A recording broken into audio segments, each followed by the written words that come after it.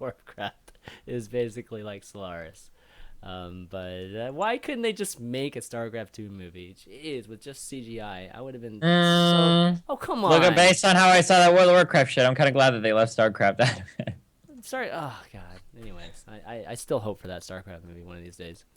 All right, here we go. Hearthstone. Well, BlizzCon Hearthstone. Let's just do that before the drama. There's drama like surrounding Hearthstone today, so we'll get to that later. Damn. So, League of Explorers is the adventure mode that they announced at BlizzCon. That's pretty much the only thing they announced was that 45 new cards. What the fuck? I thought we were talking about drama. No, okay, they added Discovery as a feature, which is okay. Yeah, Discovery is a new mechanic, and It's an important mechanic. What does it Hearthstone do? needs What does it do? Discovery. There's some RNG better involved. RNG. It's better version of RNG. It's supposed to let you search your deck for cards, right?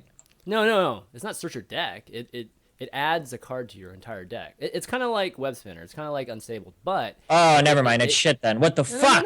no. It's so if you're gonna add RNG to the game, I think this is a smarter way to do it. So what it does? Why not reduce the RNG a little bit and give you fucking card discovery? Give you the ability to find cards in your deck so you can reduce the RNG a little bit. Jesus. Is it in the game? Yes, tracking's a Not fucking draw hunting the top 3 cards of your deck and the shittiest fucking class in the game that has the least depth of any fucking class and go face with it. Like, no, I'm talking like actual discovery, like the ability to go through your deck and find cards. Seems like a really important part of a trading card game. Is it not? I mean, there are things like Sense Demon that you can find demons and shit like that. But okay, so one class has one card that. Well, so anyways, the mechanic is basically discover, like, say a card will have its text, discover a three mana card from just basically it's limited to class and neutral cards. So if it says that on the text, it'll basically give you a choice of 3 cards. It'll randomly select 3 cards that are 3 mana cost, and then it'll allow you to choose one to add to your hand. And that's much better than freaking Web Spinner. I don't give a fuck. No, I mean it's a little bit better, I guess, but like I don't know. I think it's interesting. But what's really interesting, at least about the adventure that they added, was it's completely different than the others. It's very PvE feeling, like choose your own adventure PvE type of things, because instead of just killing your opponent like you would killing like some boss or something like you would playing an opponent, it's more. Is like, my mic still too loud, ChanMan? It's a little loud. It's because you're. I turned the volume down so much. Yelling. You don't have a compressor. Yeah, I do. Yelling. My volume is lower than it's ever been on fucking. Okay. It's because you're fucking yelling. It shouldn't matter. I blame Skype. Your shit is fucked, ChanMan. You're doing some fucked up shit that's fucking shit up. Because my shit should not. My shit wasn't sounding bad on stream yesterday. So, anyways, League of Explorers. It's a PvE. You guys, I think it's going to be the most fun adventure mode because it's more PvE feeling and completely different. So definitely try that out. It's out. The first wing is out today, so you can buy it with gold. I think 700 gold, I believe. So if you guys have any saved up, spend it on that. Check it out. Okay, the drama. Let's talk about drama. So there's a drama surrounding Hearth Arena. And for those of you who don't know what Hearth Arena is, it's a website that's all about playing just the arena side of Hearthstone. So the actual gameplay and even player pool is divided into the constructed ladder side, and then you have the arena. And it's kind of funny because they kind of act as mini communities too within Hearthstone. Yeah, and the arena players hate the constructed players. They don't hate them. It's just. Oh, come on, ChanMan. They don't. Arena players talk so much shit on constructed players, and constructed players talk so much shit on arena players. No, it's not. What? Is that really a thing? No. Yeah, it's a thing. Because constructed players are like, oh, arena players, you just draft cards and play on curve. Congratulations. And then arena players like, oh, wow, constructed, so fucking boring. Every game is the same. What the fuck? I barely streamed this game for a few months, and I've seen this shit. Okay, Chad, am I hallucinating? God. No. So which camp are you in, Stephen?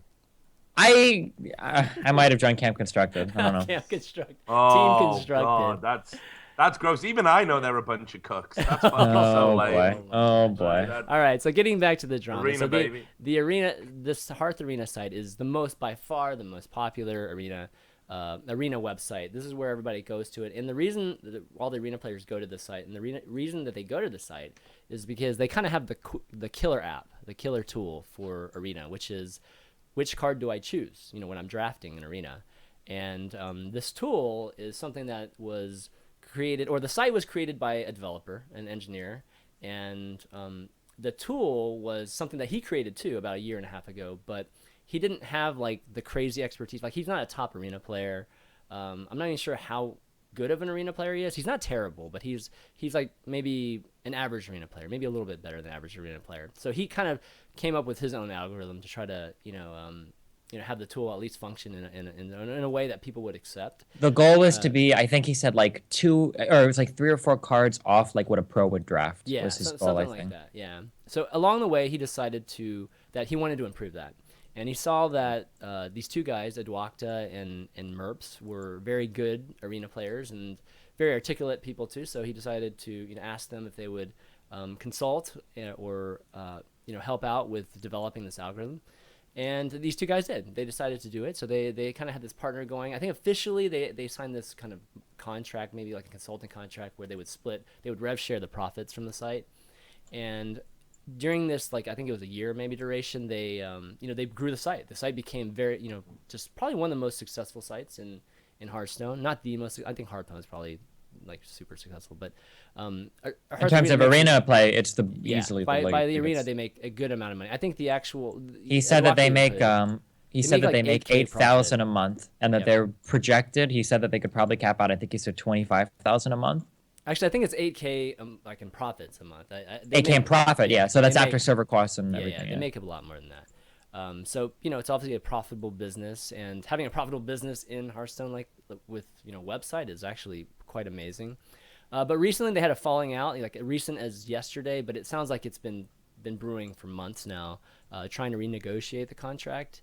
And basically, one party, the players, Edwakta and Merps, feel like, hey, the algorithm is us. It's our knowledge. We deserve more value, or we deserve a certain amount of equity in the company. And you have the developer, and I don't want to say his name because maybe he doesn't want people to know his name. But what didn't he post? Did he not post his name? I don't think he posted his name. But then you have the developer owner. He's actually the owner of Hearth Arena, that feels that they don't deserve that much equity. I mean, they deserve some equity, but just not as much as they're wanting. So they couldn't agree, on the terms. So basically, they split ways, or at least the owner decided to just cut bait with the players. And Edwakta posted something today, really talking about his side of the story. And in response, the owner, posted his. And you can just look on our Hearthstone right now. You'll see both of them like at the top rank, and then number 1 and 2 right now. So I guess the question is who's at fault here, or who do you think is in the wrong here? I think that would probably be the best thing to start off with. Well, I mean, so just listening to your summary of it, and obviously I'm not big on the Hearthstone thing, but it does kind of remind me a little bit of the kind of split with Championship Manager and Football Manager, actually, just talking from like a general gaming perspective. And that was that what you had was you had Are we talking real football or poverty ball? No. So it's a game that you play. It's like a simulation for soccer. I don't know if you've ever seen it, but basically you're a soccer stroke football manager in game. It used to be called Championship Manager. Oh, you're talking about an actual. Oh, I thought you were just talking about. Yeah, it's actual game. So the brand this Championship Manager goes back to like 1992. Yeah. So it goes really, really far back. I remember playing it on my Amiga. It was like a great game, like really revolutionary.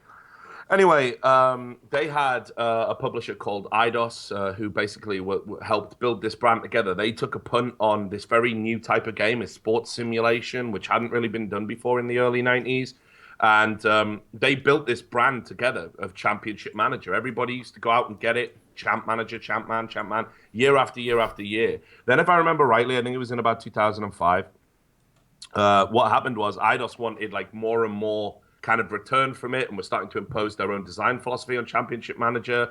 So the people who made this incredible database, this incredible set of algorithms, this simulation, the people who had the tech, what they decided to do was they said, fuck it, you can keep the brand, you can do whatever, we're going to go to another publisher. And they had to call it the slightly less sparkly Football Manager. Okay. Now, this gave the consumer a real choice here. Like, where do we go? Do we support the people who made the tech, or do we support the brand that's been tried, tested, and true down the years? And of course, as we now know, everybody went with Football Manager. Everyone went with the people who made the tech. And this is why it's super important to reward and not take for granted the people that actually have the technology that make your product what it is. Because in the end, they're the kind of people that are going to be expanding on it. They're the kind of people that are going to be developing it. They're the kind of people that are going to offer consumers the service that they want, and they can take that tech and drop it into anyone else, and they're going to feel the benefit. So I kind of feel this argument over equity. It sounds like the party that's not providing the tech and is just kind of providing the brand and the housing for that technology. I think they've missed a trick here and perhaps been a little bit too greedy. That's just on the surface without digging into it. All right, Steven, what do you think? So after reading what the coders, the programmers said, I would 100% agree with what Richard is saying, and that if you're the one that's invested all the time into doing the algorithm, and that's one of the large reasons for the success of the thing, then I mean, to try to fuck them out of equity in that seems really scumbaggy. However, after reading the dev side of things, it kind of seems like the programmers might have a little bit of the case of the autisms, where you program one thing and you think that that's like, programming is just one small part of hosting a successful program. Because these guys program what? Hosting a... Okay, keep going. Of having like a successful app, right? The programming is just one aspect of it. And these guys worked on this in their free time, okay? Because they have full-time jobs. The guy that owns Hearth Arena is the one that's been in charge of implementing everything, of running the fucking servers, of doing all of the maintenance and all the work on the site. That guy's been doing everything as a full-time job for 60 hours a week over the past however long Hearth Arena has been up.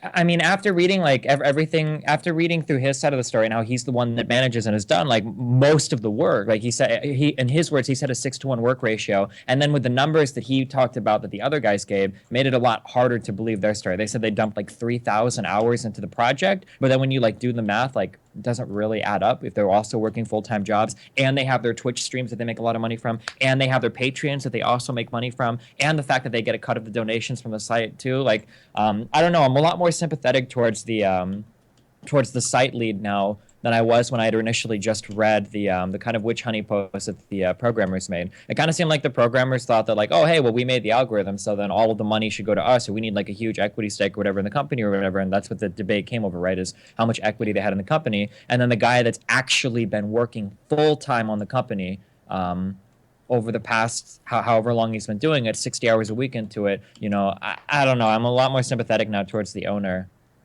than... Well, I can understand like when it's a labor of love, but ultimately, if your product is based around a particular type of tech, then ultimately you have to understand somewhere along the line, if you don't come up with an alternative and you don't have a plan B, or you don't have somebody that can do the same thing as these guys, perhaps in a different way, perhaps in a better way, lined up in case it all falls through, you're always going to be they've got you by the balls. Yeah, no, I kind of understand that, and that's kind of where like I do think that there is a mistake made here, and that obviously they should have tried. I mean, obviously everyone can say right, they should have tried to work out some kind of compromise internally or whatever. But I don't. It's hard to say. I don't know how insufferable the programmers were. Are they actually irreplaceable? I'm not entirely sold on that. They're not even like the best arena players. They're just really good. No, they're the best. Like Merps was actually rank 1. Yeah, he was. So, like at the Blizzard, like at the Hearthstone thing where they rated people, he's actually rank 1. I thought he was like 10 or whatever. There's no public ranking, but Mike. Yeah, but they discussed it internally. Well, yeah, Mike Dene is actually he might even said it semi-publicly at one point, at least to the top 20 were. It was more of like this discussion with like Hafu and other people, but yeah, Merps is. It was a little bit weird in the wording of it, but he's either the #1 player in Arena or he's like literally one of the like top 5 or you know, he's up there, right? Merps is one of the guys. Hafu's like 15 or something like that. Krip is like right below like 17 or they're really really high. And Merps is, and Edwakta would probably be high too, but he fucks around in the stream a lot. So anyways, they are experts in Arena. So it's just to clarify that. Yeah, sure. Yeah, I'm not saying they're bad at Arena. I'm just saying that, like I don't know if I necessarily agree that they're irreplaceable. Like you could probably find other people. But yeah, so I know both parties here in this particular thing. Actually, I knew about it last night, and Merps and Edwakta were on my show last night, but we couldn't talk about it on Valuetown because they wanted to post this thing this morning. And me being a developer too, like I know the developer and the owner too, and I can kind of I understand where he's coming from. But when it comes down to it, I think it's a case of where somebody who founds, like starts a company, especially a developer, and assumes 100% of the risk and puts their full-time job. Because keep in mind, that's another thing too. If Hearth Arena would have failed, like the programmers, the guys that made the algorithm, they don't lose anything. But the Hearth Arena guy, like that's his whole job. But you have to remember, like he'd been doing this for like a year and a half already. So yeah, of course, does he deserve majority stake? Of course, there's like no doubt. He deserves majority stake because he's the founder. He started the whole thing. He does all the operations. Definitely. But when it comes to the value of it, Richard's right. The value of it is actually the algorithm, and they were integral in the algorithm. I mean, in fact, they might have had, I don't know what the exact percentage is, but it's got to be like 80-90% of it's them, Yeah, the majority work. Yeah, I think most exactly. people even developing the algorithm. I mean, they've even they've done work too, like entering all the just manual metadata for all the cards, just that actually have some parameter in the algorithm itself. So, I mean, they've done some of the grunt work there, too, but that doesn't even matter. The grunt work doesn't even matter in this case, in my opinion. Like, all that stuff that people I mean, about, that's easy to say if you've never done the grunt work of managing the entire site. We're talking business, right? We're talking about long-term. Right? Yeah, no. I'm talking business. The idea that you would say that, like, all of the setting up the site and managing all of that as a full-time job is just grunt work, like, that sounds like a programmer that's severely overvaluing what they're offering. Like, that's an important part, for sure, but it's nothing without the other part. You realize that, right? And not to mention the fact that the other guy is doing this as a full-time investment of his time. Well, these other guys, what? I mean, then pay yourself a large salary. That has nothing to do. Yeah, no, sure. Yeah, but the idea that you would just say that, like, oh, well, the implementation and the managing of the site and all of that's really nothing. Like, I mean, no, I didn't say. I thought that wasn't that your exact words. No, I said the opposite. Like the guys, the actual players, right? They entered in, like one of the things that walked us is like we spent like hours and hours entering in, the 40 parameters per card for each of the cards, so that the so as part of the algorithm, right? So the deduction of the algorithm. So he mentioned that being something too. But what I'm trying to say is like all that stuff that doesn't matter because we're talking about equity here. So we're just talking about like value, and all the other stuff. That's all like day to day. Pay yourself, a high salary, whatever, right? But if we're talking about equity, we're talking about just what's the most valuable to the company, and the algorithm is the most valuable thing to the company. And are they replaceable? I think like in an ideal world, yeah, they're replaceable. They can go find like just some other arena player. But in reality, practically speaking, the algorithm is not something easy to understand, right? They helped come up with this exact algorithm. I mean, it wasn't just like the coder just, I just code these formulas and you just tell me the No, I'm not trying to understate the work that they're doing. I'm just saying that like a lot of work goes into the other side as well. And when you look at the fact that these guys make a decent amount of money off of streaming, they have a full-time job. Yeah, but they still work a full-time job. Yeah. They make a lot of money off streaming. They have their Patreon and they get a cut of their donations and are getting paid by the site. It has nothing to do with this negotiation. So what? Who cares if the guy's like a millionaire? It doesn't matter. Like it just matters. We're looking at just the value of what they bring to. I guess it would have been interesting to see like the specific negotiations, like how much equity was offered. I guess did they say specifically? They say what it is. I mean, let me make sure they say. I actually know what it is, but let me just say what it. See if did they say initially they were offered and no equity in the? I don't remember. No, they were offered something. It's just I think they just didn't think it was enough, and they were making compromise too. They felt like they were even. Offering, just putting on the table something low even for them, and he wouldn't take it. Yeah, I don't think any of the numbers are actually on here. I mean, from what it sounds like, it sounds like they were offered no equity, which I mean that's just how I've read into it from reading. Just they were offered, I think, profits, not equity. That's right. That's correct. Yeah. So, okay. That's the issue. I mean, because obviously.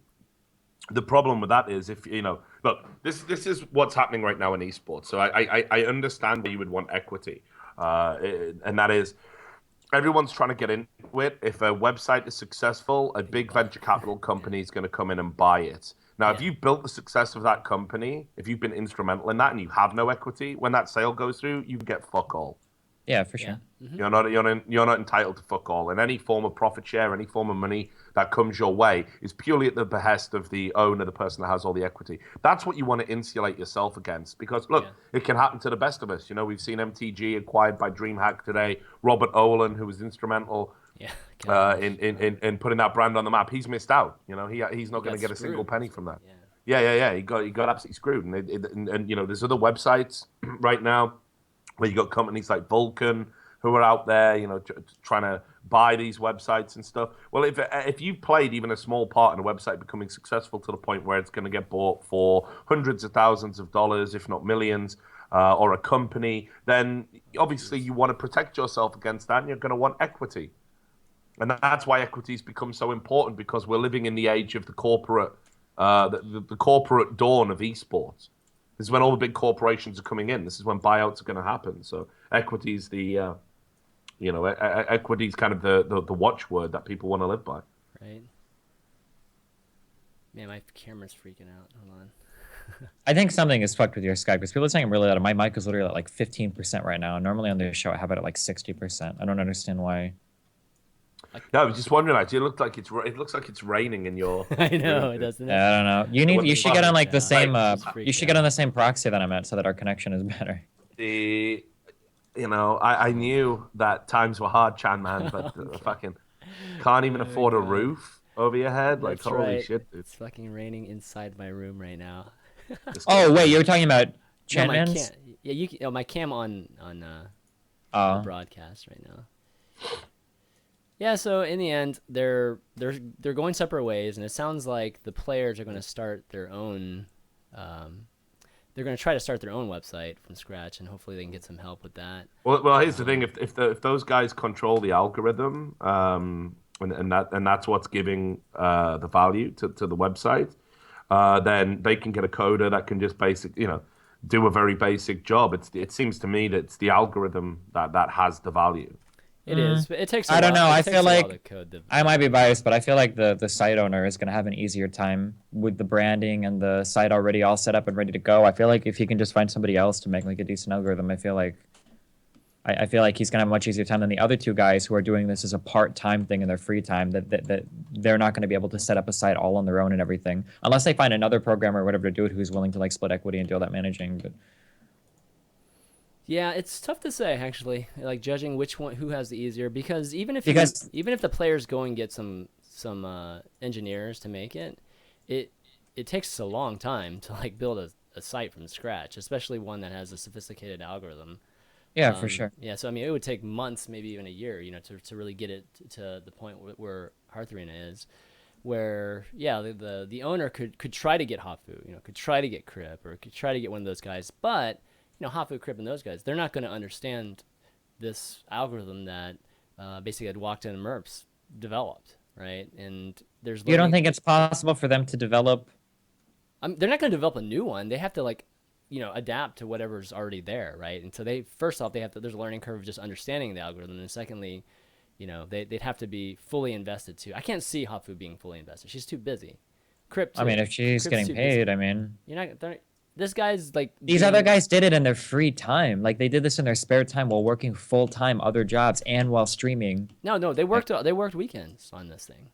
Yeah, weekends is not full-time. It's not, but that's still quite a bit. You think Hafu and Crip would work like their weekends on this when they have I don't know if they got paid enough. I'm not sure. Maybe there are other really good players too. I mean, like, dude, I don't know. I mean, no, dude, like I played enough Arena. There's a lot of fucking retards that play Arena, even using the fucking drafting tools. Like, I mean, it's not like anybody's quantifying like how good these algorithms are. Like, nobody's gonna say like, oh, well, using this algorithm, the average player that went 4-3 in their Arena runs is now going to go 5.7-3. Like, I think that he could still make like an equivalent algorithm, and people will still think that it's fine. Like, I don't know. I guess we'll see what happens. Yeah, it's hard to tell the I guess accuracy of it, or just how good it is. It could be slightly worse, and it'd probably be hard to tell for most of the player base. But at least from an image standpoint, I feel like he does have to get somebody that's pretty big. Well, yeah, this is the other thing as well. Yeah, really bad. You're not just losing an algorithm; you're losing the people that have kind of been the face. Yeah, they've been totally the face. Of the brand, right? Yeah. So yeah, for sure. That's a really rough part, for sure. I mean, yeah, exactly. So it's a double whammy. I mean, this is just all the more reason why, even if you're talking about giving people a few points of equity so they can just, if the owner has really been that stubborn about it, he really hasn't thought this through, at all. It looks like a very poor business decision. It's one of those classic founder, syndromes where you're just like, I started this thing, I took all the risk in the beginning, and I should reap the benefits of the entire thing, which is like. Well, it also sounds like an autistic, I don't want to say programmer, but like worker thing. We're like, oh, well, I invested some of my free time. I made something that made this good, even though I took none of the risk and didn't do anything full time. So now I think I'm entitled to a majority of the thing because it happened to be successful. Like, I think that there's something to be said for taking risk. Like, it's a very important part. Like, it's probably one of the most important parts in starting a business is taking on risk. Like, I think that it is the most important part because risk is everything and opportunity cost is everything. Because if you start a venture as an entrepreneur and it fails, well, now you've missed on an experience that you could have been building a resume, doing another kind of work. You've missed out on actual money that you could have acquired doing other kind of work. You've actually probably lost money in the investment of your failed business. If you've put up any of your own personal assets to secure funding for that business, now those things are on the table to be taken from you. Like, risk is a huge fucking part of starting. If there was no risk in starting a business, fucking everybody would do it. Everybody would be an entrepreneur and everybody would make millions of dollars. But risk is one of the biggest, like. So, I mean, like I said, like, I do agree that maybe there should have been some equity offered to him. I don't know what the specific negotiations looked like or what they were saying. Well, they haven't revealed that yet. And so like, it's really hard to say because I guess for sure, because the story. How much would you give somebody that basically? That's an impossible call for me to make. Like, to really know, like, I would have to know, like, how replaceable are those guys? Like, does he have somebody in the stocks that he can throw in that can manage the algorithm and keep it updated? Because if it is, then the programmers aren't really even worth that much. How important is the face of them, right? Because as you guys were saying earlier, these guys are kind of the face of them. Like, is them leaving the Hearth arena going to destroy the brand? Like, that's a potential thing too, in which case they would be worth a lot more, right? Is the code that they left behind, because apparently that guy owns it, is it going to be an unintelligible, unmanageable mess that nobody else could wait to? No, they're not programmers, guys. They're pro gamers, or they're. I wasn't sure if you were saying how you were saying it. They're not programmers. Oh, I was under the impression that they like helped program a lot of the arena players, and they. Well, then they have even less value. Then they have even less value. Oh shit! So I'm not. So then I should even be going off harder on them. So then they have even less fucking value to the guy. So the guy did all of the work on the implementation of the algorithm as well. I'm sure. Oh shit! So Merps and Edwakta, they're lawyers. So they're not. I think they're. I think they've done some. They understand the. Nope. Fuck off. They're not even programmers. I thought they were programmers. I thought that's what this discussion was about. Fuck these guys then. No, fuck them. He should find. He could find other Infinity. It doesn't change anything. Yeah, but he could find other. There are plenty of Infinity Hearthstone arena players. They're not unique in that regard. Fuck, I was almost an Infinity fucking arena player after a couple months of playing. I had a few fucking 11-3 and 10-3 runs, and come up with a simple implementable well, not simple, but I mean, as in it can be implemented. And something to rank the value of the cards. I don't know. I think Hafu could do it. I trust her to be able. I think most Infinite Arena player, anybody in like the top 100 for Arena, could probably do it. I think, maybe, but maybe not. I'm not sure. I don't know how hard exactly. I'll take that back. I don't know how hard it would be to do it because that's kind of a bullshit statement. But like, I feel like in terms of like, because really it's just ranking cards and like what's a better card to choose. Come on. The algorithm is actually very sophisticated. I'm sure it is, or it should be. But I mean, you're in an arena where nobody keeps track of stats or numbers. So I mean, how sophisticated do you have to be? But they do. I mean, that's kind of what the site. But they don't. They can't give like stats like, oh well, like this percentage of players used to go 4-3, and now this percentage of players is boosted their average amount of wins by X percentage or whatever. Like, yeah, I mean, I don't know what the algorithm is, so I mean, it's hard for me to even even make any kind of statement as to. Yeah, I take back everything. I don't even know. I'm not even sure if I would give equity stake now at all. I don't know how to think about it. Maybe a very small percentage, a very very small percentage. I was under the impression that the two gamer guys were programmers. No, they're not. But I mean, I'm sure they might have done depends on what platform and coding they were doing, but maybe they've done like a tiny bit of coding, but they're not programmers. Data entry into like a database doesn't count as coding. If you're just entering values in like I agree with table that, or whatever. But again, having the sort of understanding to be able to come up with an algorithm that everybody agrees is sort of the optimal way to draft an arena, like without argument, that's something they've come up with, and that's what I mean when I'm talking about. It was the same again. Get back to the football manager example. They came up with this. Shows up. Edwakta's face. Yeah, sure. Shows up with we don't even know if they have the best algorithm though. If theirs is optimal, because there's not even really any competition. Like, no, it is good. It's well, good. I mean, now's your opportunity. No, I mean, I know it's good, but I'm just saying like the best, or that anything can be made better. Like, this is your time to shine. Do it. Fill this gap, buddy. Fill this gap. Fill this gap. All right. Well, we'll see how it gets resolved in the next few. I mean, it's sad because like a lot of the Hearthstone community loves Hearth Arena, and they made a good team. The three of them actually made a good team, and they've made a successful product.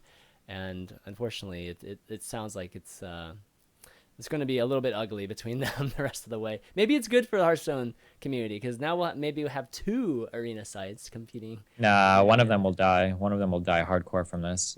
I guess it'll come down to who did most of the work. It's going to be if the other guy manages to find just a couple other people and subs them out, then the Aldrich, whatever the fuck that guy's name is, Stephen, because this is an esports specific issue. I think basically what it'll come down to is the esports community, who they feel the most sympathetic to and who they want to go and support, right? Because now that all this mudslinging has begun. Yeah, because that kind of seems like what they started out as their plan. Like, okay, well, we're going to shit on the original dev as hard as possible to get the community on our side so that if we go off and do our own venture. Yeah. I don't know, dude. That rubs me the wrong way. Assuming no risk, just working like weekends and shit on a project, and the other guy was putting in 60 hours a week like to do this, and he assumed all the risk, and if it failed, it's he would have esports drama. Like, since when has facts and rationality ever played into that? It's first of all, the first thing you have to do is get your blows in first. This is if you want to win an esports drama. For sure. Always get your blows in first, right? And then, I mean, it worked because when I read the initial post, I was mad as fuck at the dude. I was like, oh my god, this is why I would never sign my IP rights away. Like, oh god, this fucking piece of shit dev. I can't believe he's fucking these guys so hard. But then after reading his post, I was a lot more sympathetic towards his position. And I read everything wrong initially too because I thought those two guys were programmers. I thought they were programmers, and that's why. Oh man, fuck. No, they're they're fucking lawyers. Well, they're regarded. There's only so many popular arena streamers, and they're one of the popular. It's like Crip and Hafu, and then Ratsma, and then Edwakta. Edwakta and Merps, like they play on the same stream, so there's only a handful of them, right? And they're one of the top ones for sure. Okay, well, let's move on. Let's talk about some esports news. So MTG, the announcement finally came out. I mean, I think everybody knew this, like, it was going to happen. But MTG, I think Modern Times Group, is officially bought DreamHack. And for those who don't know who MTG is, they're the ones that own like 71% of ESL also. So the big news is basically DreamHack and ESL are going to be under the same, brand. Parent company. And what does that mean? I guess that's the big question, right? What does that mean for esports with DreamHack and ESL being on the same team? Richard, what do you think? Well, look, man, I mean, I've been following this for a long, long time. When I was out at the most recent DreamHack that I attended in Cluj-Napoca, it became abundantly clear that the buyout was going to go ahead. I made several jokes about it with the DreamHack staff while I was there, while we were having drinks. It made everyone really uncomfortable, as you can imagine. I can't say anything. Just, hey, what's up, motherfuckers? I see you buying champagne. Guess that MTG money cleared, right? I was like just doing shit like this, right? So anyway, here's the problem. Okay, so the DreamHack team has been notoriously small, and DreamHack have got their own brand, and ESL have their own brand. And one of the good things that was always a great dynamic within esports was watching these two companies vie back and forth about who was going to raise the bar or do something differently. So, you would have DreamHack would do something crazy and wacky, and ESL might go down the production route and be a bit more professional, bring in people from TV or whatever. So they were really good catalysts for each other's success and change. Now what's happened is, if you ask me, recently I would say both companies have been a little bit complacent. And I think that's because the specter of the MTG buyout has been hovering over all of them. Now, when this happens, what you've got here is you've got basically one company has something like 200, 220 employees, I think, full-time. Mm-hmm. Meanwhile, DreamHack is significantly smaller. So what happens here is if MTG are like, hey, we want ESL to come over and learn about the DreamHack way of doing things, and we think it would be good if DreamHack could learn a little bit about the ESL way of doing things. Well, unfortunately, in that kind of with these two disparate groups, if it came to some sort of cultural assimilation, sorry to go all Star Trek there, but this is obviously a very real thing they talk about in business, then which company's going to have the most influence? Is it going to be the one with 200 people, or is it going to be the one with, 30, 40 people? And I think we all know the answer to that question. So I think it's bad for the scene overall because I don't see how the two companies are going to drive each other in terms of competition as much, given that it's one big sugar daddy that's going to be, if one starts going under and failing, they can just bail them out, no problem, or they can just fold them into the existing band that's succeeding. It's kind of like a father who's on his deathbed with two sons. Who's going to inherit the throne, right? You know what I mean? Like they can pit them against each other, but ultimately the wealth isn't going to be lost. It's going to stay in the family. So it's very reductive in terms of competition. And then the other problem I've got is I don't want DreamHack to be more like ESL. Yeah, I like DreamHack being like DreamHack. I like knowing at a DreamHack event, if a swear slips out, it's not the end of the world. I like how DreamHack have always historically said, fuck you, when developers and people like that have tried to put them in a corner. When companies have tried to blackmail DreamHack into free advertising, or when companies have tried to leverage DreamHack predicated on we won't allow you to have our game there, DreamHack have always stood firm. ESL, on the other hand, are the kind of company that won't have Richard Lewis at a Counter-Strike or a StarCraft event at an IEM because Riot Games say they don't want me anywhere near their product. Now, if that culture was to go on to DreamHack, obviously it's very bad for me, but look, I'm nothing special. There's a million me's. Anybody who works as a piece of talent in the industry is potentially a me in this instance. If you go on social media and you voice an opinion, who's to say that the ESL culture of we freeze those people out isn't going to spread to DreamHack? And if that's the case, you're going to end up with very sterile, very bland esports broadcasting across the board. So just as a final point, obviously we now know that we've got kind of this axis of evil, which is what some of the people are calling it in esports circles, ESEA, ESL, and now DreamHack. And now all the other companies are mobilizing against it. Which is your Gfinities, your Facets, your MLGs, etc., etc. And it's going to create a very big divide, an almost seismic divide, especially when you look in terms of broadcasting. I was looking at the broadcasting schedule for ESL next year. I think they've got something like 215 broadcast days for Counter-Strike alone. Wow. In a year. Crazy. Now you fold in a DreamHack into that, you fold in Eternal League into that, you fold in this Grand Prix that's being formed between MLG, Gfinity. It's not inconceivable you could be running up to 1,000 broadcast Counter-Strike days, maybe even more, and yet we've only got 365 days in a year, so something's going to have to give. And I don't blame DreamHack for selling up. They were in the middle on this. It was, do you join MTG and become part of that empire? Obviously, it's very seductive because you've already had relationships with them. They float your studio at something like the cost of 1 million euros annually, where you don't put any money into that at all. They're Swedish. They're the biggest sort of Swedish media company for the counterculture. You're the counterculture LAN, also based in Sweden. You look at ESL's territory; they're notoriously weak in the Scandic region. They've never really had any penetration there because of the existence of DreamHack. All of this makes it a very seductive package. So I don't blame them for selling out, I guess is the point in all of this. But it is going to make Counter-Strike, especially in terms of broadcasting, hugely competitive and very cut and thrust and potentially cutthroat. So, do you see ESL like production team ever just running the DreamHacks? Like combine, just kind of partnering up that way, or just combining resources that way? I mean, it's not beyond the realms of possibility. They might do that. I mean, here's what I imagine would be happening from an MTG perspective. They'll say that they want both of these products to have two distinct identities. That's what they'll say. Two distinct identities, and that's why we bought them. We don't want one product. We want both. We want them to tailor to both.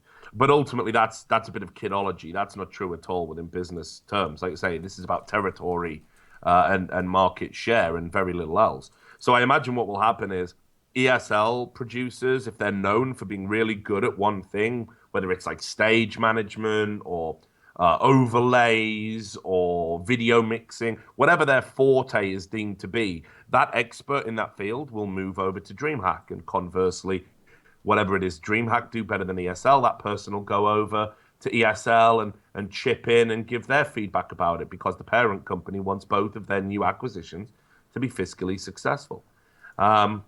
So yeah, so I mean, this is where it starts. If they keep it very distinct and they keep it very separate, no harm, no foul. But the realities of big business are it never stays like that for long. Okay, yeah, agreed. Steven, any I was opinions never on like this? a huge I mean everything Richard is saying sounds on point. I was never like a huge fan of watching tournaments, so I don't know much about I guess the difference between ESL and DreamHack. I've always just from like my like super casual, it always seems like DreamHack has kind of been like the more Robert Olhen how do you pronounce his last name? Olin Hold on. like kind of experience where he's like kind of I don't know, every talk show was on him, he was like really drunk and laid back. So that's always kind of been like DreamHack. Well, he got screwed, unfortunately. But Yeah, I mean, but like moving away from that, like yeah, the key thing as well is like are they going to retain all their talent? I think that's possible. Like it looks to be the agreement that's been put in place. But again, how long is that going to be the case? We've seen these buyouts before in esports. Now they're becoming the norm, and it seems to be the rule of thumb where it's like, hey, we're going to be hands off. You're a success. That's why we bought you, and we're going to not tinker. But unfortunately, what we actually see over a long enough time scale is people will start sticking their fingers in. You know, people will start trying to add their own spices to the gumbo, yeah, and this is happening at Twitch at the moment. Where Amazon are now starting to have a bit of an increased level of influence. I'm reliably told. yeah, Um, and it'll happen here eventually on a long enough time scale. So I think people who wanted this vibrant, independent, open circuit, I think they're going to be a little bit disappointed in 2016. And I think, as I said, we're going to see some of the traditional brands that we've known in esports for a long time either lose some popularity or become so popular that some of these smaller brands aren't going to be able to hang with them anymore, and they're going to have to drop out. And Oh yeah, DreamHack totally. has done 100% agree. yeah, DreamHack have done what is probably best for DreamHack. There's a reason they weren't invited to this other Grand Prix group because everybody feels that the MTG deal was going to be 100% done. So they didn't even get invited to be part of this GFIN at the MLG right, Face It, blah, blah, super group. They weren't invited to that table. So if the MTG deal wasn't going ahead at that juncture, they're under massive pressure to sell. Also, keep in mind, one of the driving forces in this is that if you look at the DreamHack tour, well, in 2016, this little team association, team owner association, I should say, came together and they said we're only going to attend events in CS:GO if there's a minimum of $100,000 prize fund available. Well, that would rule you out of most of the DreamHack tour as a top team right, because it's $50,000, and whatnot. So they obviously needed to align themselves with a big financial backer so they could avoid being kind of again to use Stephen's favorite word, cuckolded, and meanwhile ESL, who've clearly got huge financial backing to the point where they can say, hey, if we never get a major again, all of our prize pools can still be $250,000. right. Obviously DreamHack isn't in that position, and they want to be in that position for the good of their product. So it's one of those things that you can't begrudge DreamHack the sale, but it's just super disappointing for what it might spell out in the Counter-Strike scene. Yeah, things seem to. Gotta get your money, right? Yeah, I mean, Yeah. you kind of anticipate some consolidating, and at least from the standpoint of events, CS:GO events particularly, but there's still quite a bit. The whole circuit is obviously quite a few. I mean, it's pretty different, right? And I mean, at least each of the stops are a little bit different. But yeah, overall, I think it'll be interesting to see, and I don't think it'll be a good thing either for I guess all of us fans to see DreamHack, different like in whatever way. I mean, again, obviously the proof of the pudding is going to be in the eating, and we're going to have to wait and see, you know, how it's actually going to pan out. But if I was a betting man, I mean, look, I already feel that this year DreamHack was moving away from being a bit crazy and a bit radical. Like since Robert Owen stood down, it really felt that they weren't taking as many kind of risks, that they were being a bit more stuffy in the way they did things. You know, and I felt that when I've worked for them, there is, I mean, you know, a very clear line that obviously, you know, they don't want you to cross, and the talent hires are very traditional. You know, with the exception of like maybe Parler coming through, they haven't really gone for these wild outlier picks like they used to even earlier in the year. I'll never get hired again by DreamHack. Damn it. Well, yeah. Not with that attitude, you won't. Yeah, exactly. Well, I think you know, obviously Reddit has seen to that.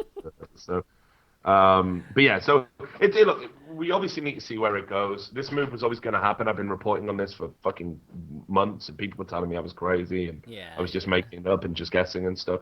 But you know, my sources were very reliable on this. MTG, when they buy a company, just so people know, the level of due diligence they put into it is unparalleled. In fact, when they bought ESL, they actually sent a specific team of like lawyers and accountants and all those people, and they just set up shop in the ESL offices, which is how it got leaked out that the purchase was going through. Well, one of the ways it did. And they were just sat in there, just going through paperwork, meetings, and they did this for about a month, 6 weeks. Right. So, you know, and that this was the stage that they were at with DreamHack. They'd done the due diligence. The only argument was valuation. I think on a long enough time scale, DreamHack were always going to be forced. They were always going to be in a worse bargaining position. Yeah. So I just wonder if their original valuation has been brought down to something a bit more doable by MTG, and that's why we've had a big announcement today. But yeah, it's a real shame. I can't pretend I'm not disappointed, but not because of what it means for me. It could mean bad things for me, but only I'm just disappointed because the last thing I want in esports is, you know, when we start moving closer and closer towards monopolies, and we need a real commitment from the other organizations to put out good products, good esports products, so the MTG ones aren't just blowing everyone out the water, and eventually we end up, I don't know, 6 months to a year from now, when MTG put in some kind of pay-per-view model or something, because someone's going to do that. You know it's coming. Yeah, it's coming. It's coming. Of course, it's coming. So when that happens, you know, it's not like everybody has to pay. Like there has to be some form of alternative choice where the top teams are playing. So we shall wait and see. All right. Well, let's take some questions from people. The call-in thing, I think we didn't really convey it quite well enough as to how to call in with the Discord. So we'll probably hold off on the call-ins this week. We'll start them up next week for sure, but we'll take the traditional questions. But while have we ever tried using just like Google Hangouts or something, or is that like not an option? No, you mean for our thing or this? No, Google Hangouts is terrible. The cams are tiny on Google Hangout. Don't they get bigger when people talk? They do, but that's bad for this. I mean, I need static cams, right? Cam windows. Oh, I guess. Yeah. We could it's use just Zoom, dealing with the we use Zoom. Dealing with the thing is really fucking annoying. Mic quality. We'll use Zoom next time. We use Zoom. But Zoom uses the same Skype algorithms, or like, isn't it like like another implementation of Skype's shit or whatever? I'm almost positive. Like the menus look, it almost looked like somebody took Skype and like made it for like a browser. Like all the options look the same. Like everything, the interface is all copied and pasted. I think it follows the same protocols when it comes to degrading voice quality or codec quality or whatever based on bandwidth available and whatnot. Yeah, I don't know. I've always hated the Skype voice quality. It seemed to be better last week, you know, whenever James was on. So, I know we can just try it next week. It doesn't hurt, right? Is there any kind of like peer-to-peer? Sorry, God. When we're going to talk about Destiny's comment on personality sneaking back into the community, I'd really like to get into that.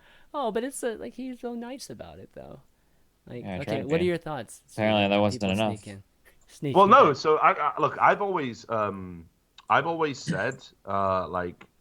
Here's the issue. The issue isn't, hey, everybody, I love this game. Hey, everybody, I'm working in another game. Hey, everybody, I love this game again. That's just what you have to do to make a living out of esports, right? Like if you stick to one game, you are limiting yourself by definition, and you will eventually fail as a result because esports titles don't last forever. And that's my advice. I tell everybody that. Always have a plan B, you know? But what I do hate is like these people who fucking are like, no, everything's great. There's no problems here. Anyone who says we got problems here is a fucking retard. Anybody who thinks that this game is dying is a retard. And then what they do is they fucking jump onto a poppy, and you're like, well, what's up, bro? I thought the game wasn't dying. And they're like, ah, no, it's nothing to do with that. And hey, look, I'm streaming Battletoads now, and you know, what's the problem? When you start doing that, it's really fucking disingenuous, and people should be called out on that.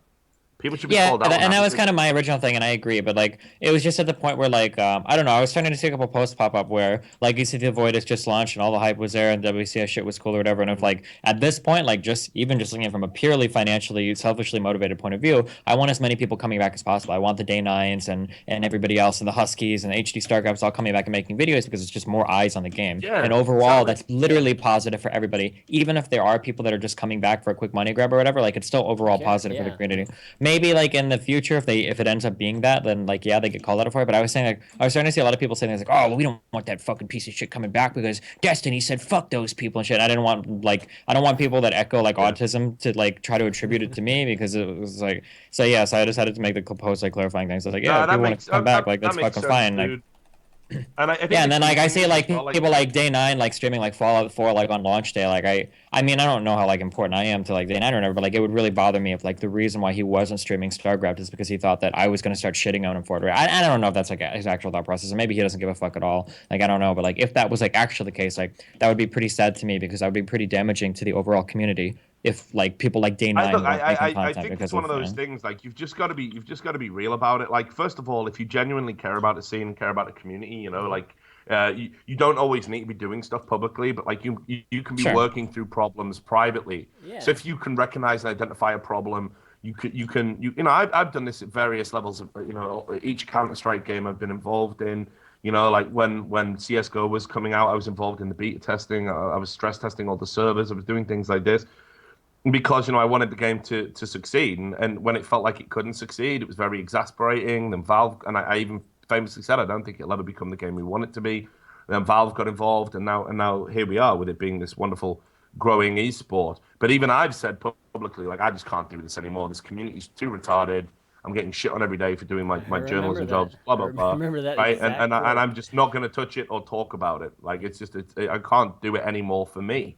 Yeah, I don't feel that necessarily doesn't leave you with an avenue to come back because I feel like things have changed. I look at how the CSGO community's matured. I look at how all of those old 1.6 people seem to have gone away and we've got a new audience now. And I really like that. And I think that's how it should be. So how that relates to this situation is I'm like, Steven, I have no issue if these guys all want to come back, but equally don't pretend like you didn't go away.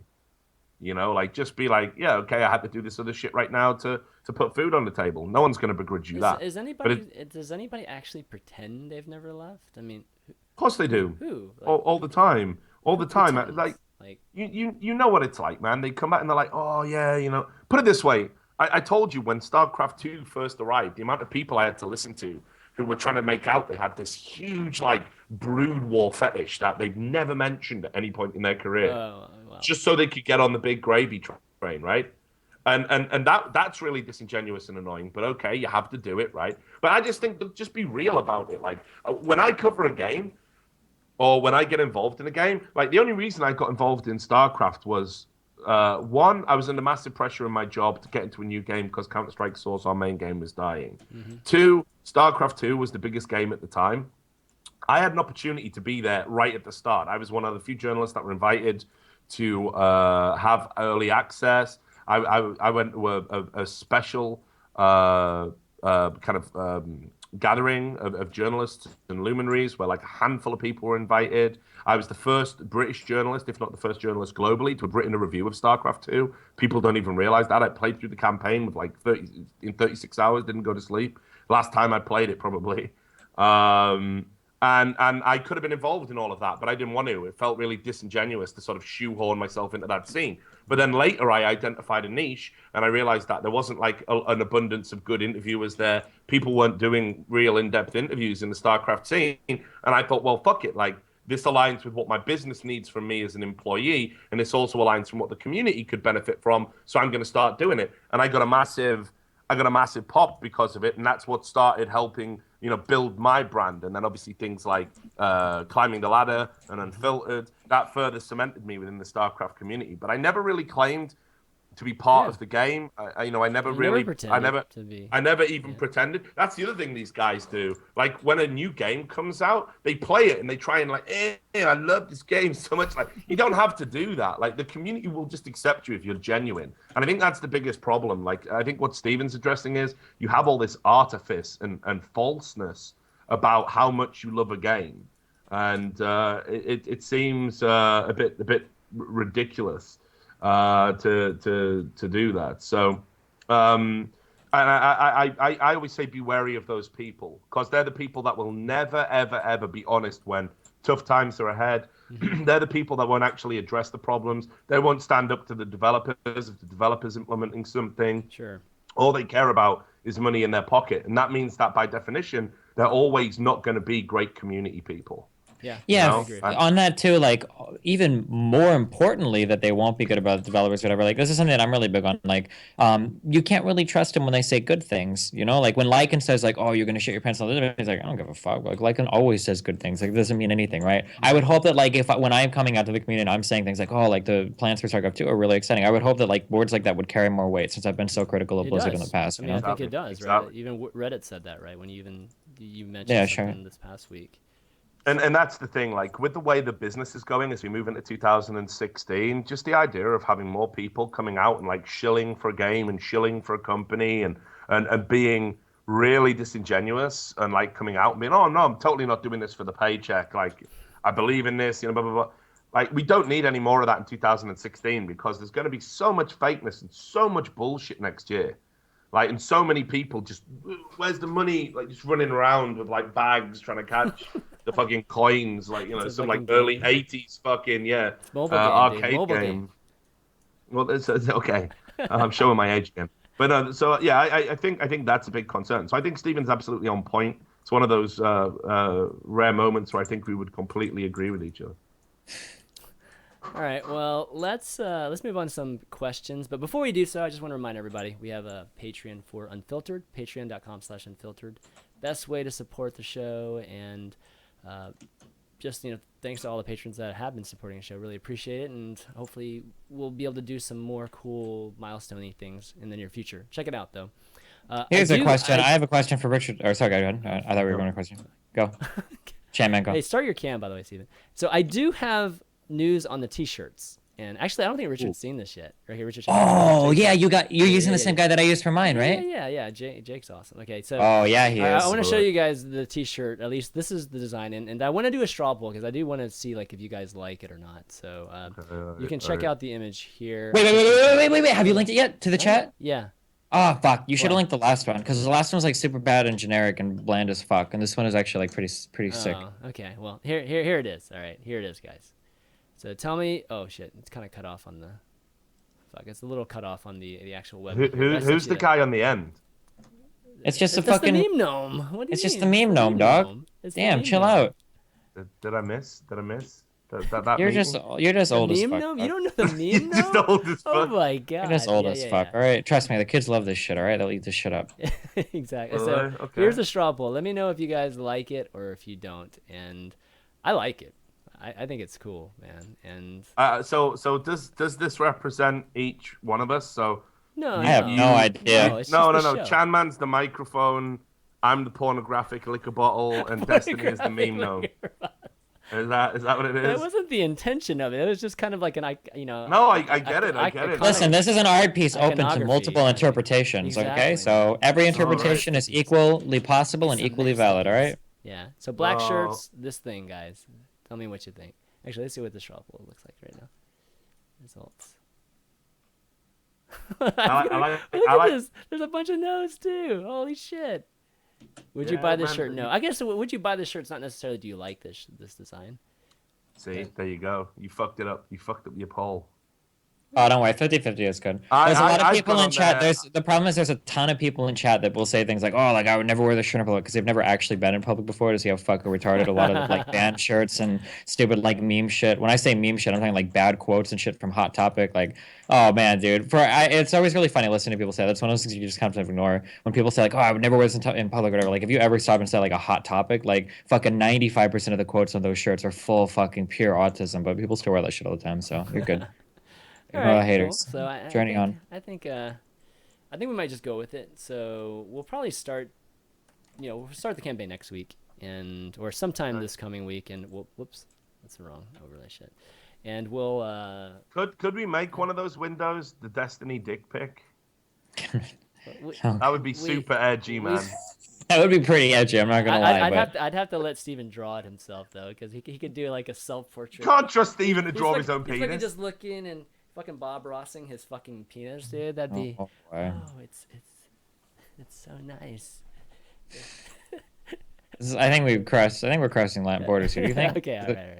Sure. Okay, I was just checking. Right. I mean, I don't know. I mean, if that's how we want the show to be, if you just want to be a shock jock that talks about dicks all day, Chairman, I mean, that's your prerogative. But I thought we had some integrity here. All right, viewer Q&A here. Let's see.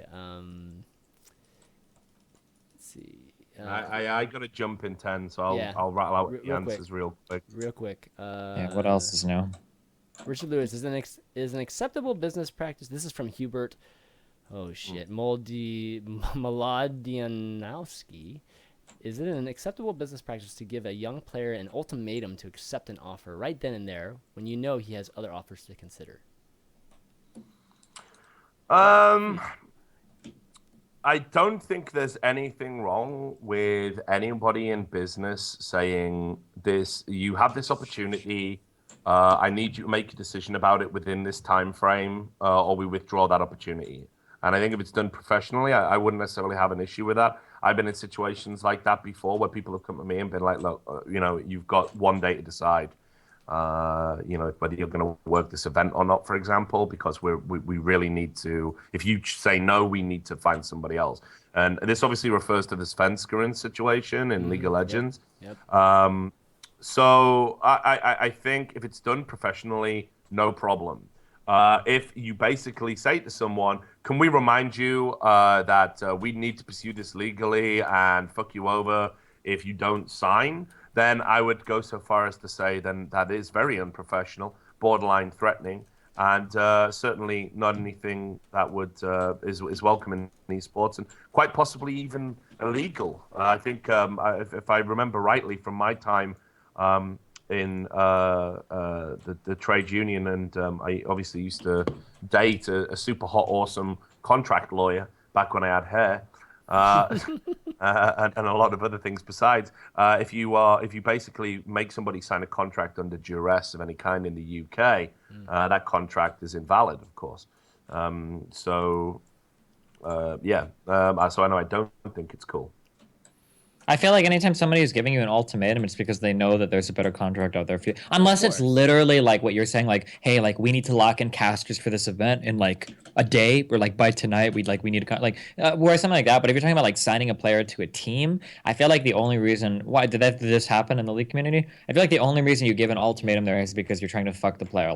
That's it. Like when you're pressuring for time, like that's a really big if you're talking about like ways to like influence people or ways to make a sale, like the time thing is like a huge proponent of the scammer. Like you want people to feel pressured on time. Why do you think when you're listening to the radio all the time, all of the radio ads are like call in the next 10 minutes and do this, or this is available for a limited time only? Like none of those things are available for a limited time only. Like how would they even know when this particular commercial broadcasted in any region? Like that's the radio stations are the ones that control that. Like all of that shit is all there to give you the impression that like you have to act now, otherwise you're going to miss out on a very rare opportunity. And more often than not, it's not that rare, and you can act whenever, and they're just trying to like kind of fuck you, in my opinion. Yeah, I agree with that.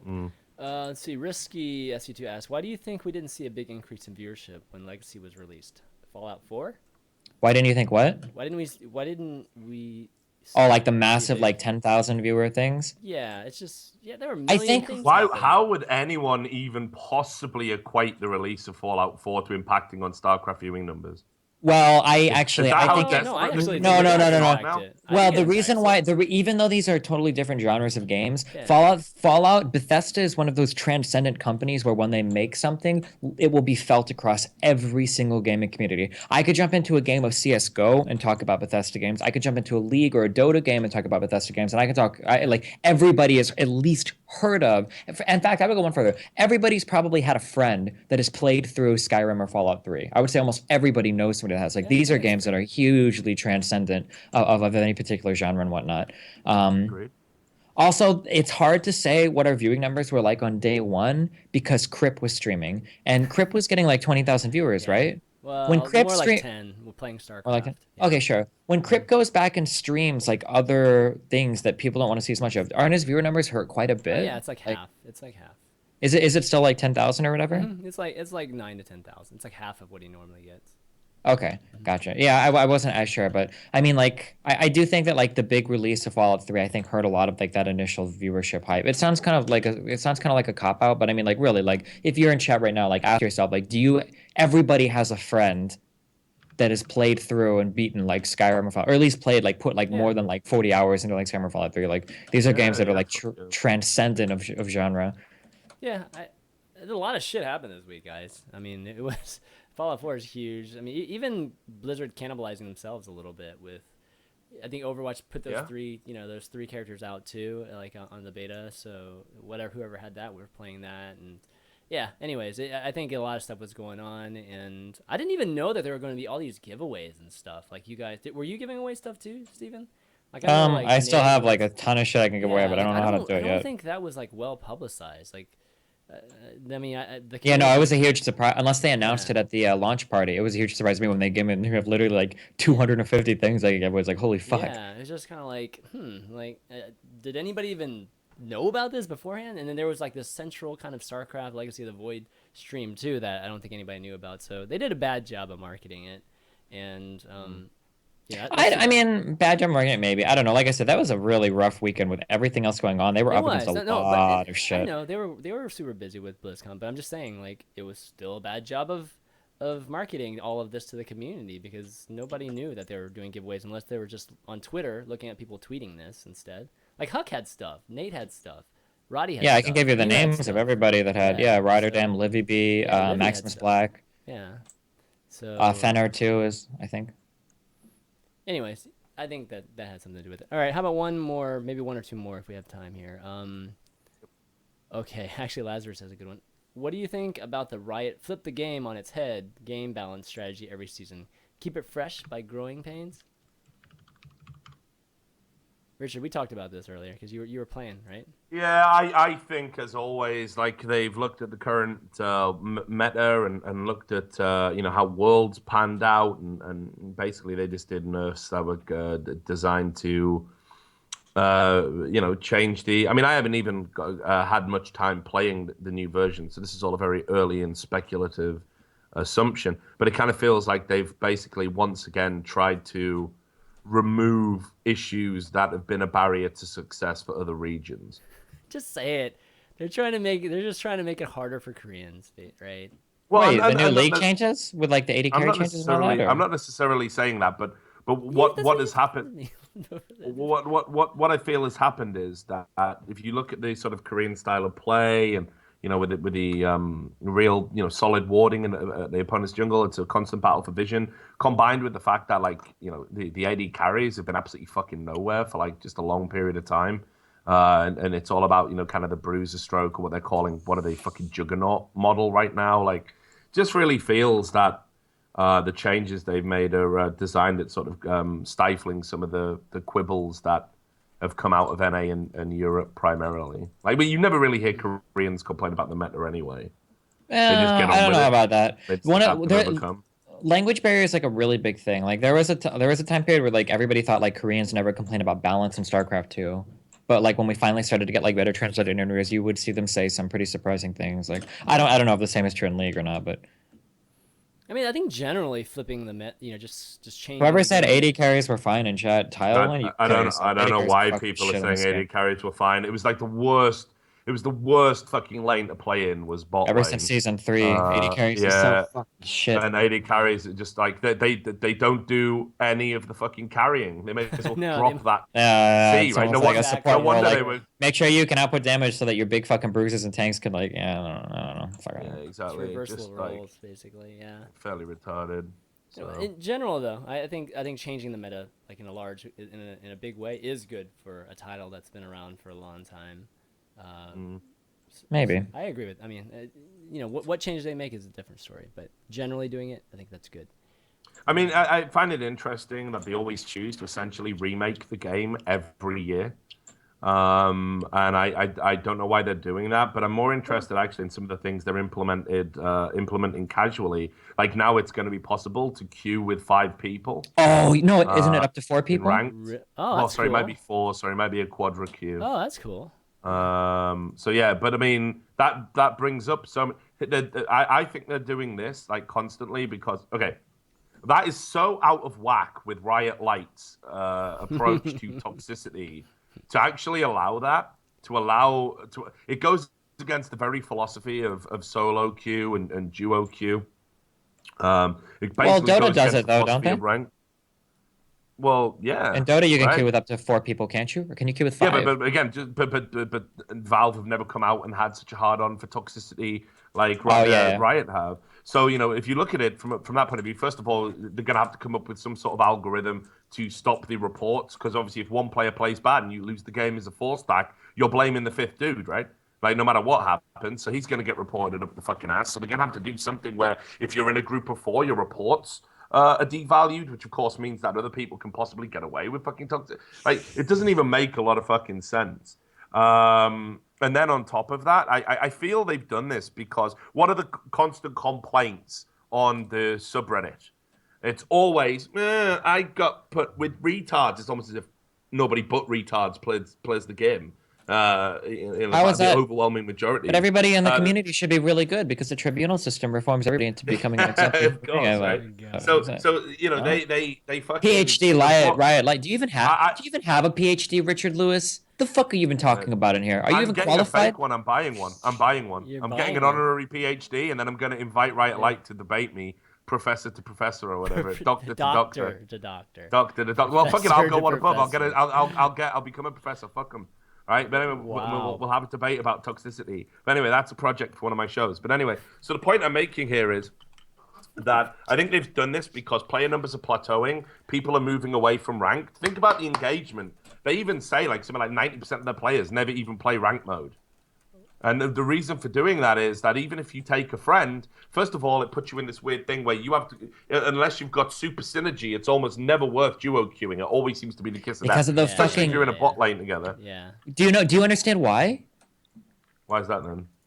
Because they actually gimp your MMR. When you duo queue with a friend, they artificially inflate your MMR to account for that. Really? I don't know if Yeah. No, I did hear that, but then so anyway, that's an actual thing. That must apply for the other duo you go against because you can only get paired against the duo, right?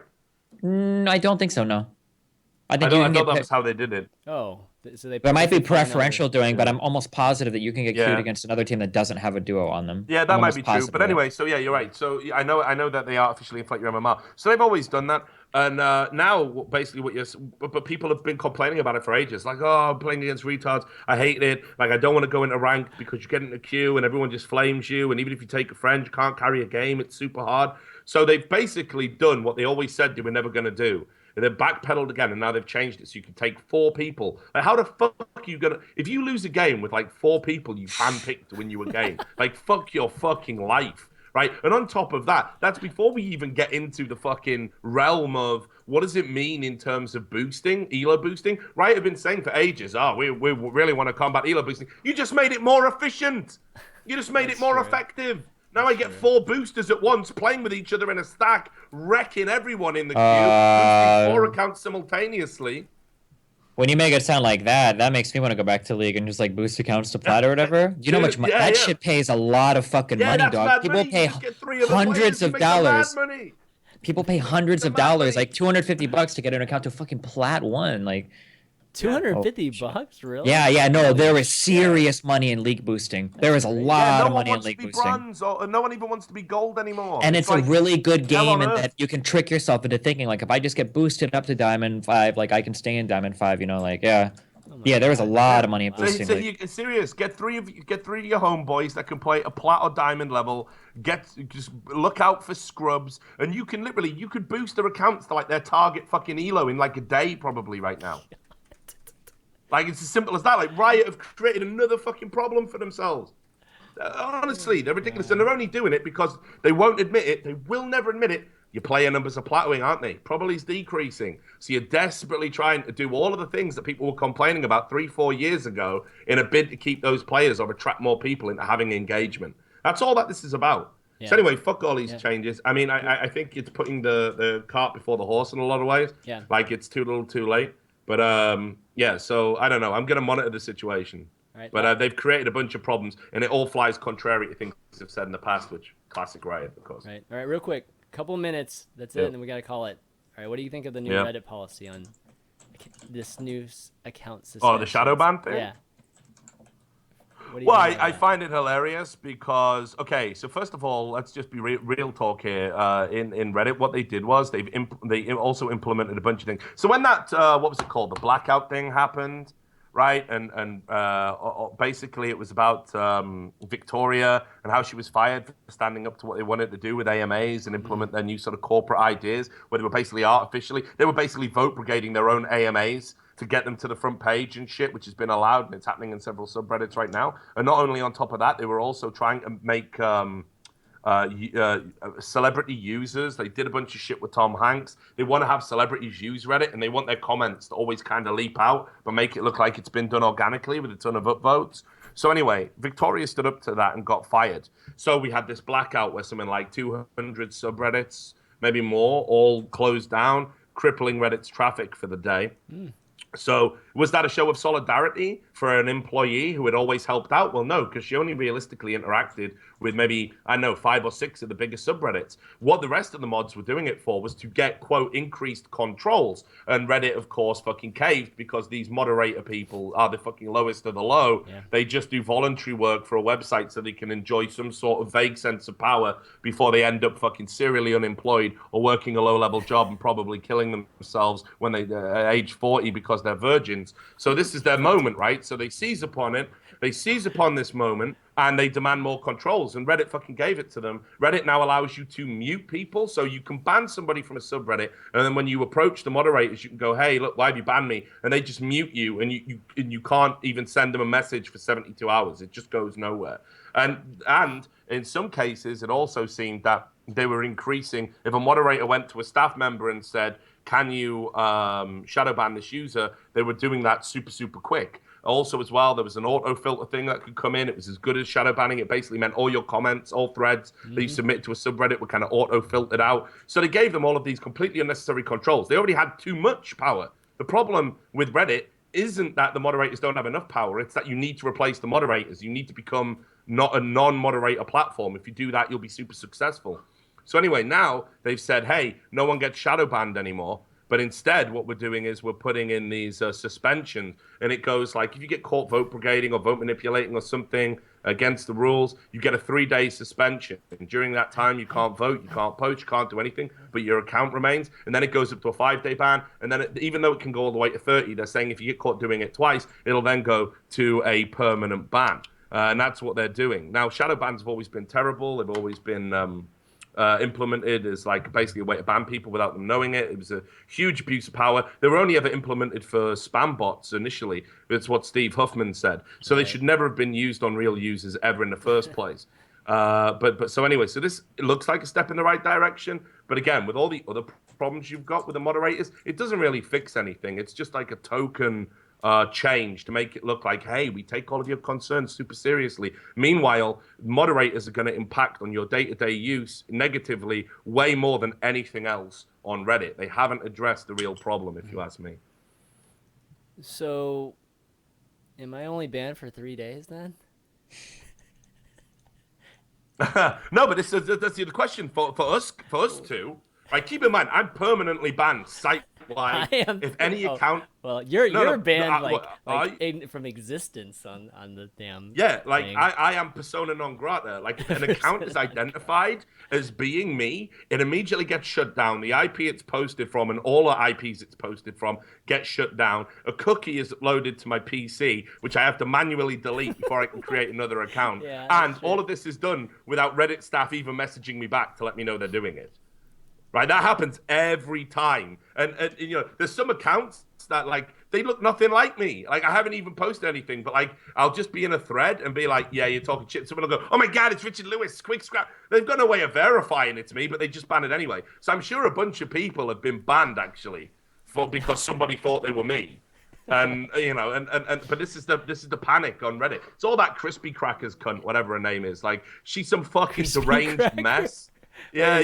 She's some fucking deranged. Cupcake was mine. So yeah, Cupcake's not even a staff member anymore. Anymore. I'll tell you about this crispy crackers. She like just wants to be involved in gaming so much. She even attended TwitchCon. I'm so gutted I didn't go because I would have loved to have just spat in her face or something. It would have been amazing. But anyway, so this crispy crackers has took over all activity relating to me, like whatsoever, and she's super friendly with the League of Legends moderators because she wants to be like relevant in gaming and esports and shit. So what she does is she even organized with the League of Legends moderators this like really embarrassing 24-hour stream, which the League of Legends moderators were like taunting me about on Twitter, like trying to get retweets and shit. Right, like, and it was for charity, and they were going, well, why wouldn't you retweet it? Don't you care about the children? So now they're trying to shame me. Like, this is what the moderators were doing. Well, she arranged that. So obviously, she is the person that has their ear. And I can't wait, by the way, because I know Reddit mods are watching this right now. They'll be telling her all about it. But anyway, like, she's just fucking mentally ill, as far as I can tell. She's never spoke to me about why I'm banned. It's never been clarified. I've never had any fucking communication whatsoever with Reddit. She's just basically took the League of Legends moderators' word for it that all of the things that I've supposedly done are all true. So, like, this is the kind of person you're dealing with on Reddit. I just can't wait for the site to crash and burn. It's going to be so funny when it does. Yeah, these were a lot of the stuff that's going on now. I don't want to say like I call it, but like I expressed a lot of these concerns a couple of years ago when it became very clear that like Reddit went from being like a site where you kind of shared like cool ideas and things or whatever, posts or whatever the fuck you want to call it, to being a serious money making tool. And I remember a few years ago saying like it's crazy that people's entire livelihoods are pretty much determined by their popularity on Reddit. Like there are people that have been created like Sky Williams or like so many different YouTubers in the League subreddit, and even people that have made a living in Hearthstone now. Like a lot of your living is basically dictated by your popularity on Reddit, making sure that you're a content maker, like it's heavily dependent on how. Yeah, like if you're not on Reddit, like what the fuck are you even doing? Like get the fuck out of here! Like you're nothing, you know. Yeah, and it's pretty spooky to have. It's pretty spooky to have so much power and so much money, millions and millions of dollars, even in just the esports community. Literally millions and millions of dollars are being generated off of that Reddit. Indirectly off of subreddits, and the moderators are like this shadow cabal of people with no fucking idea, like who the fucking are, no oversight, you know, strange relationships with devs. Oh, we just sign NDAs so that we can get updates and shit. Like, I don't know. A lot of that is like, I'm not too comfortable with all of that. The issue I have with it isn't the power and the influence, because there'll always be one website that, like, more than anything else, you've got to be involved with it. There'll always be some social media platform you've got to be involved in. If you don't have it, you can't succeed. Blah blah blah. There's always going to be something like that in the tech space. What I don't like about it is the way that Reddit's basically posturing as being a free speech platform. They're not even doing that anymore. They're making it quite abundant that they're not. And on top of that, they pretend they've got all of these rules and it's all fair and it's all being implemented completely across the board consistently. And in actual fact, it isn't. Like, to put it into perspective, to get around my content ban, just to fuck with the mods, like just for the lols, right? Like, we hired advertising space for my articles about League of Legends on top of the League of Legends subreddit. So this is Reddit, a platform that has struggled to monetize, so much so they're thinking about just going like to being a not-for-profit. Like they literally have made no fucking money at all, despite being this hugely powerful, hugely influential website. And yet they can afford to turn down cold hard cash from people who want to advertise on their platform because of moderators' feelings. The Wickle moderators. They actually went and complained about me buying an ad, which I'm perfectly entitled to do. And the moderators removed it. The admins removed it. And they even sent me a list of all the rules, saying it didn't break a single one. So when we replied back and said, can you explain what rule it actually breaks. They were like, well, we have to take into consideration community feelings a bit. Well, the community don't mind my work. Bunch of fucking power-hungry retards do. Bunch of power-hungry kids that just happen to moderate the largest non-default subreddit do. Right? I mean, so what are they really saying here? So that's how fucked the site is. And in fact, I remember famously, when we did an interview about Reddit with the former community manager, who isn't there anymore. We were interviewing them about some guy who, like, he was hijacking threads to try and raise awareness for a political issue. And this guy basically turned around, the community manager of Reddit at the time, and was going, "This guy's absolute scum. Like, they're just another California tech startup cult. Like, that's just all they are. They look at outsiders as being scum and like, oh, this guy should be going to jail. He's breaking the rules of a forum, for fuck's sake. Get a grip of yourself." So yeah, they've always taken themselves super seriously, super importantly, and now as they're becoming more and more desperate to monetize and they've had to take more and more investment money, they're really having to put themselves into positions and do things that an open platform, free speech, internet forum that's meant to bring people of differing views together from around the world really shouldn't be doing, but they just don't care anymore. Like that just went out the window. They're now like every other little sort of leftist, progressive, cult or cabal, as Stephen says. Right. All right, guys. Well, let's wrap it up. Great show. It's good having the three of us back together again. And why don't we do some shout outs? Actually, Richard, you want to start? Just quick shout outs, obviously, to everyone, all of my fans, all the people who've been supporting my work while I've been on this incredible road, all of the Patreon subscribers who've been super patient. I'm well behind on video content, but don't worry, I'm totally going to do it and get there. Don't tell the people who made Sons of StarCraft about that. That'll be our little secret. Obviously, shout out to you, Chris. Shout out to Stephen. He's always great entertainment. Love doing the show. And tune in if you're a Counter-Strike fan for By the Numbers, which is going to happen in about 2 minutes' time. Steven? Yeah, thanks for watching. I'll definitely be streaming some more Legacy of the Void campaign tonight. I might be doing Archon mode with cats, I'm not sure, but yeah, tune in, I guess, later on. I'll probably start streaming in about 45 minutes. I'm gonna get some food and shit. Cool, and I'll just wrap things up by thanking, of course, these two guys for doing the show with me, and be sure to be ready for those t-shirts next week. Again, the Patreon for the show is patreon.com/unfiltered, and the VOD will be on youtube.com/ChanManV very soon. Part 1's almost done, so I was able to upload a little bit earlier than I normally do. Slowly getting to the point where Part 1 will be there whenever the show ends. And next week we'll do the call-ins, guys. So what I'm gonna do with the call-ins, just so you guys know, is start getting used to using Discord, because we're gonna be using the Discord, and I'll basically invite you guys to the general channel, and then WarsGG will figure out who jumps into the call-in channel. So be ready for that, and hopefully you guys will get a chance to ask us live. That'd be great, because we used to do that on the show and we just haven't done it in a while. That's gonna be it for Unfiltered. So for Destiny, Richard Lewis, and ChanManV, we'll see you next week. Later. Peace. Peace.